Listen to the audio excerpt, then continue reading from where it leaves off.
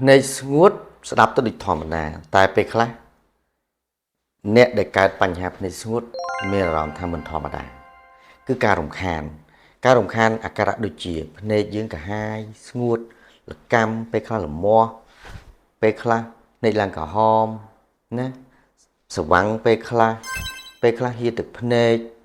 មានអារម្មណ៍ថាស្ងួតការដែលយើងប្រើទូរស័ព្ទរយៈពេលយូរធ្វើការក្នុង office ជាមួយនឹងម៉ាស៊ីនត្រជាក់ប្រើកុំព្យូទ័រយប់ឡើងគេមិនគ្រប់គ្រាន់បង្កឲ្យភ្នែកយើងកាន់តែស្ងួតដើម្បីថែរក្សានិងការពារកុំឲ្យស្ងួតខ្លាំងពេកបងប្អូនត្រូវសម្រាកភ្នែករៀងរាល់ធ្វើការ20នាទីអញ្ចឹង20នាទីយើងបិទភ្នែក20វិនាទីអីចឹងទៅភិចភ្នែកអាសាភិចភ្នែកហើយយើងសម្រាកភ្នែកយើងមើលទៅឆ្ងាយឲ្យបានចម្ងាយ6ម៉ែត្រអីចឹងទៅព្យាយាមផឹកទឹកឲ្យបានគ្រប់គ្រាន់ជាពិសេសខែនេះខែក្តៅណាបងប្អូនសម្រាប់ឲ្យបានគ្រប់គ្រាន់យប់ឡើងហើយនឹងយើងប្រើថ្នាំជំនួយទឹកភ្នែកដែលយើងហៅថាថ្នាំទឹកភ្នែកសព្វនិមិត្តជួយ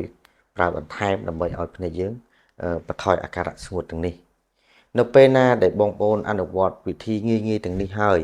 អាការៈបងប្អូននៅតែអត់បានធូរស្បើយពេលហ្នឹងបងប្អូនគួរតែទៅជួបជាមួយនឹងគ្រូពេទ្យភ្នែកដើម្បីទទួលការប្រឹក្សានិងព្យាបាលឲ្យបានត្រឹមត្រូវឡើងវិញដើម្បីបន្ថយអាការៈដែលរំខានការងារប្រចាំថ្ងៃរបស់យើង